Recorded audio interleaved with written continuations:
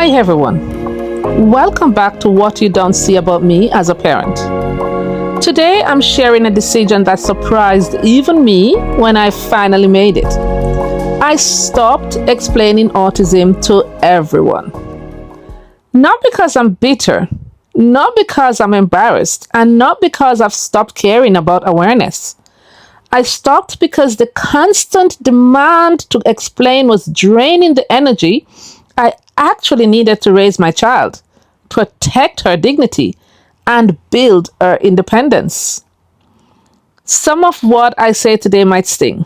I don't sugarcoat, but I'm saying it because I've lived it and because truth, handled with love, sets families free.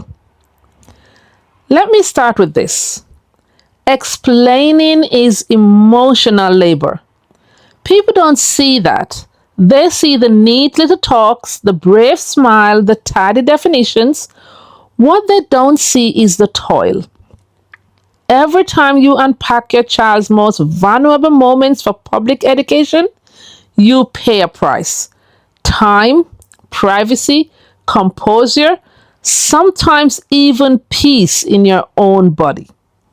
And often, after all that effort, nothing changes. The people who wanted a performance clap and go home, the people who needed to change don't implement a thing. Meanwhile, you go home replaying every word you said, wondering if you overshared, if you protected your child's dignity, if you just handed strangers pieces of your family they didn't deserve. I used to think being a good advocate meant carrying a portable TED Talk everywhere I went. School corridors, church foyers, WhatsApp groups, family gatherings, supermarket queues. Explain autism everywhere. If a stranger frowned, I felt cornered into a speech. If a relative gave me the side eye, I felt guilty unless I converted them by education. And slowly, without noticing, I became a spokesperson first and a mother second. My words were available to everyone. My energy, by evening, was available to no one. The turning point came quietly. I remember being stopped after a community meeting. Two people I barely knew, head tilt, compassionate faces. Could you just help us understand? It sounded kind, but my chest tightened. I know the script. I could have delivered it with my eyes closed. But inside, I heard a clear check. If I give this again and again, what will change for my child tomorrow? The honest answer was nothing. So I smiled and said, I appreciate your interest. I'll keep my child's story private. If you want to learn, I can send you good resources. No drama, no apology. Just a boundary said kindly. I walked to the car lighter than I felt in years. Here's what I've learned and what I lived by now. Not everyone deserves your explanation. Compassion doesn't require constant disclosure. Privacy is not secrecy. It's stewardship. My child's story is holy to me. I will not hand it out to satisfy curiosity, ease someone else's discomfort, or audition for compassion I shouldn't have to earn. So how did I decide when to speak and when to stay closed? I created a quick human check I run in my head in seconds. Who's asking? If it's the person responsible for my child's care or environment, I'm more likely to engage. If they're a spectator, I don't. Next thing I ask is, why are they asking? Genuine curiosity sounds different from collecting information to debate you later. If it's not in good faith, I keep it brief. Then I ask, what will change? If my words won't lead to a concrete adjustment, quieter space, clearer instructions, flexible timing, then I save my breath. And the next thing I ask myself is, do I have capacity? If I'm depleted, I will not spend my last strength educating someone who can Google it. With those checks in place, I stopped giving one size fits all speeches and started right sizing my words. I keep 3 lengths ready in my pocket and I use them without guilt. So, number one, this is for safety and boundary. 10 seconds. We say, she's autistic. We've got it. Thanks. We keep personal details private. Number two, context and one clear ask. This is for 30 seconds. Crowds flood her senses. If we can cue at a quieter desk, she'll manage fine. And number three, maybe 2 minutes, only with responsible adults. We will say, she strives with predictable steps, short instructions, time to process, and a quiet corner to regulate. Rushing or crowding escalate things. If we plan for the first 4, we'll rarely see the last 2. That's it. No autobiography. No reliving the hardest days as a public lecture. Action over autobiography. I also moved from performances to systems. Instead of explaining from scratch to every new coach, teacher, or group leader, I created simple tools. A one-page support file, strengths, what helps, what to avoid, how to handle transitions, what success looks like this term, plain language, no drama, date stamps so people know that it's current. And next, a short onboarding email before anything new. 3 bullets of what works, 2 bullets of what doesn't, and 1 practical request. Thanks for reading. Happy to chat for 10 minutes if you need. And last, little environment cues. A small card in my bag, short instructions, and wait time. No touch from behind. Quiet corner helps. This way I can show, not perform when needed. When you design like that, your life stops happening in corridors and car parks. You teach once clearly and let the system carry the message. You spend your energy on your child, not on repeating yourself to everyone who happens to be nearby. Let me make this practical with scripts you can lift as. Because I know how hard it is to find the words in the moment. So, if you're going to your hairdresser, you can easily say, sound and touch can feel big. Could you work slowly and tell us the next step only? If she says pause, please stop for a moment. That's it. If you're going to your sports coach, she learns best by watching once, then trying with one instruction at a time. If it gets loud, a 2-minute water break resets her. And to a birthday host, we are excited to come. If there's a quiet room she can pop into for 2 minutes now and then, she'll be golden. And then when you go to church or clubs, she'll sit near the side and may step out briefly if it's overwhelming. No need to fuss. She'll rejoin when regulated. And then when you go to the dentist, your GP, the receptionist, first morning slot helps. We'll love fewer voices in the room and step-by-step directions. She'll manage well with that. These are some of the things I used to put in place when she was younger. And if you notice the pattern, they're short, kind, clear, and focus on what to do now. That's effective education. It respects your child's privacy and still makes the day go well. A big reason I stopped explaining to everyone is because I saw the difference between advocacy and appeasement. Advocacy is purposeful and connected to action. Appeasement is the endless explaining we do to soothe other people's discomfort. I began asking, if I give this explanation, what will change for my child? If the answer was nothing, I kept moving. I also learned to delegate the explaining. You don't have to be the only voice. In school settings, I identify one ally, a yearhead SEN coordinator, a lead coach who is willing to absorb the one-page plan and brief the rest. When someone corners me later, I can smile and said, loop in with this person. They've got the plan. So it's still my message, just not always my mouth. So let's talk about the body cost for a moment. The reason this matters is because explaining isn't just words. It's a full body event. Your shoulders lift, your jaw tightens, your pulse rises. You rehearse, censor, soften, defend. If you do that day after day, your nervous system starts re-bracing every time you leave the house. That's why some parents look tired before anything has happened, because their body remembers what the room demanded last time.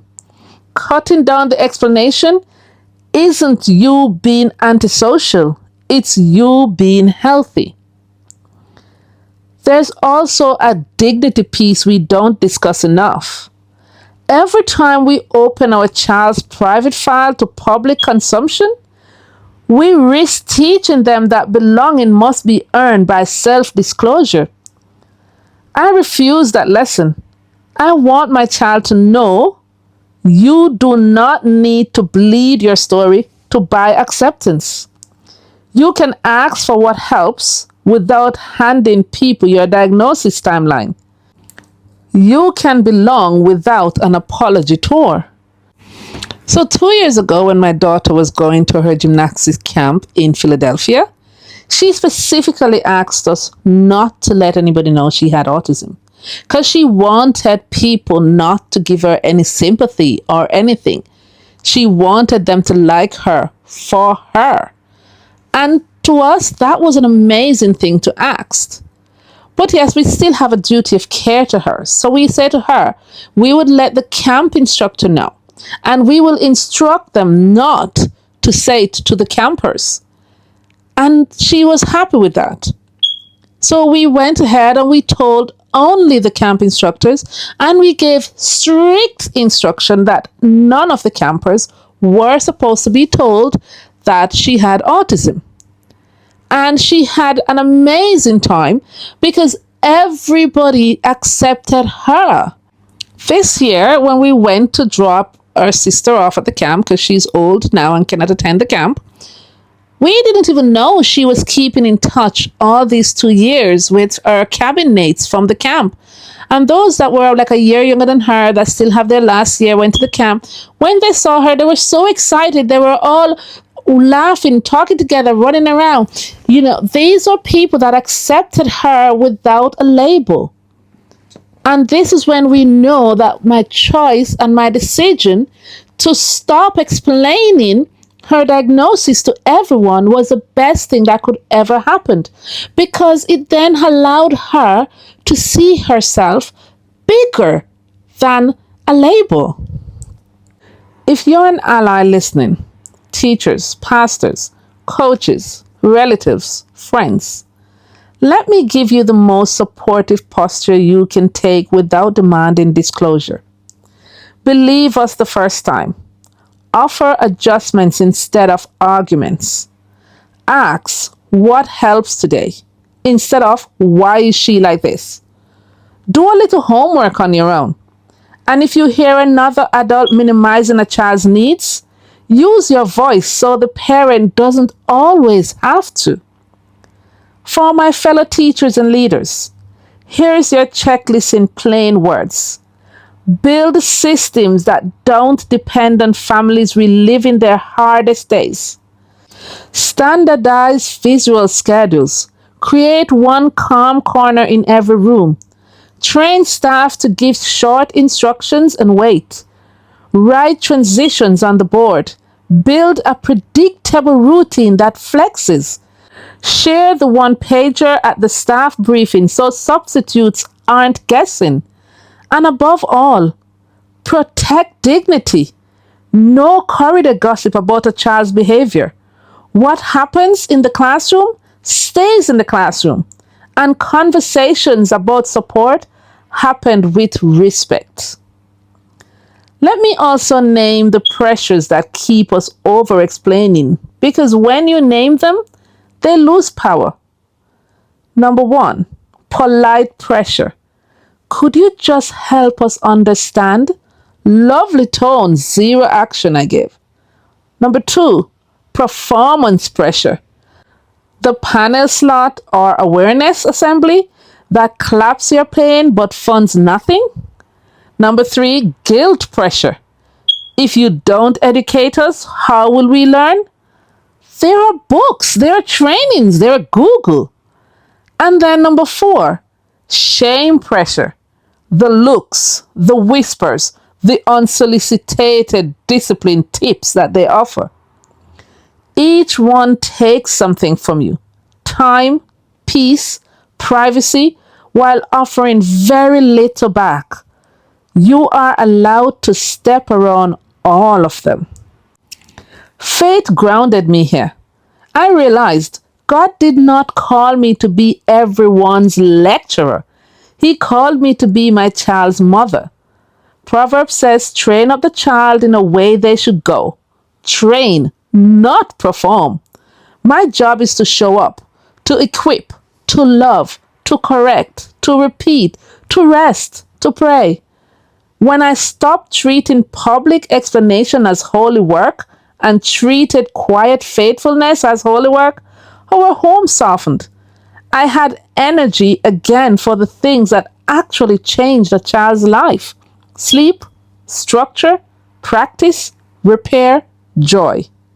So what does this boundary that I set look like in ordinary places that we used to go?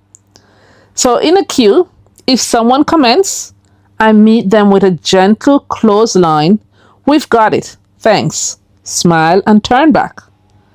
At extended family gatherings, I send a kind note before: "Please text before popping in, keep volume gentle, and check with us before redirecting her.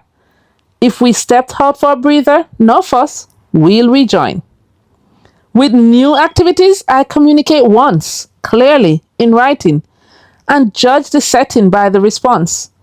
If they don't read one page, they won't act on 10 speeches. We choose different rooms. And because we're being very practical today, here are the 3 phrases that end bad faith debates without burning any bridges. 1, I don't discuss personal details. 2, I won't debate my child's needs. And 3, this isn't a helpful direction. Let's leave it here. It's kind, brief, and final. And here's the beauty of this all.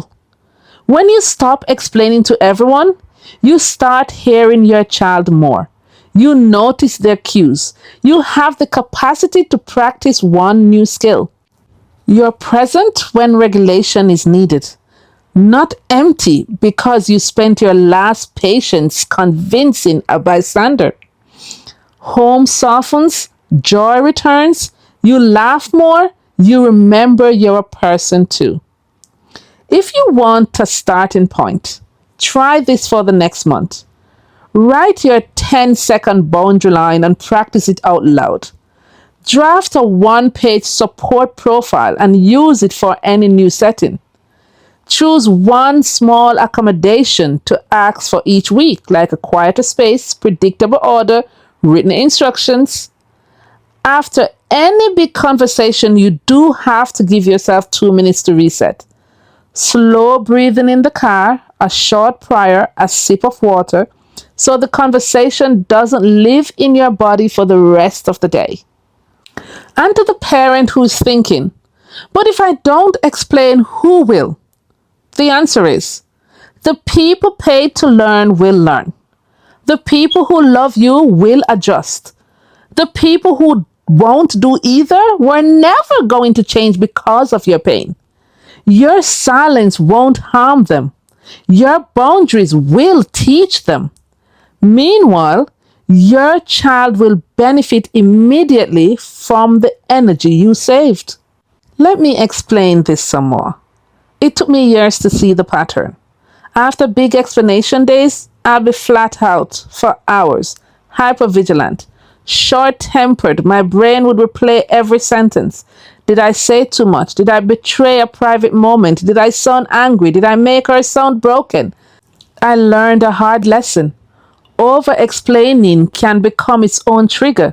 You can re traumatize yourself with your own story. And here's another layer: constant explaining can steal the narrative. People would stop listening halfway, then carry my words into places I never intended. Scolding other families, correcting teachers without context, weaponizing language I had offered in trust. If routine matters, why didn't you warn us yesterday? You said meltdowns aren't bad behavior, so he shouldn't face consequences. My careful, vulnerable honesty was being recycled without consent. Boundaries became urgent, not optional. Then there is the pressure of representation. Every time I explained autism, it wasn't received as my daughter's experience, but as a general description of autism. If I mentioned her challenges, I worried people would think all autistic children were like that. If I emphasized her strengths, I worried I was dismissing families in harder places. I felt trapped between oversharing and underrepresenting. It was like walking on eggshells.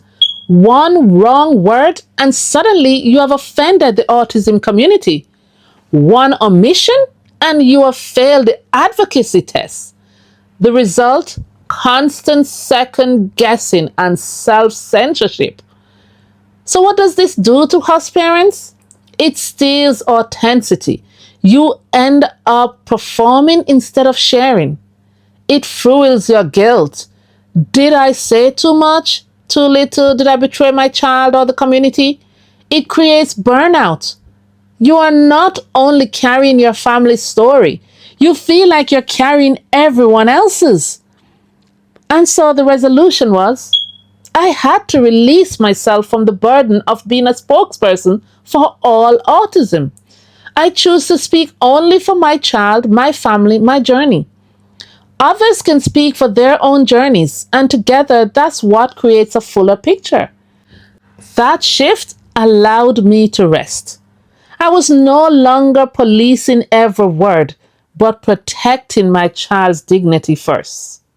I want to close with the heart of it.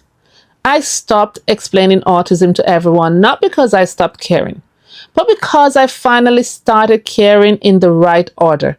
My child's dignity first, our family's peace second, other people's curiosity a distant third. I still educate, but I do it where it counts, with the people who act at the times I choose, in the words that honor my child. I invest where change is possible, and I conserve where it isn't. That's not cold. That's wise stewardship. If you need language to carry into this week, borrow mine. We prioritize our child over explanations. We share needs, not narratives. If you're part of her support, I'll send you what helps. If not, thanks for understanding our privacy. I don't owe anyone or everyone a story. And the short prayer I use: Lord, help me spend my words where they build, and hold my peace where they don't. Guard my child's dignity, fill my home with calm. Amen. That's why I stopped explaining autism to everyone. Not because awareness doesn't matter, but because my child matters more than my performances.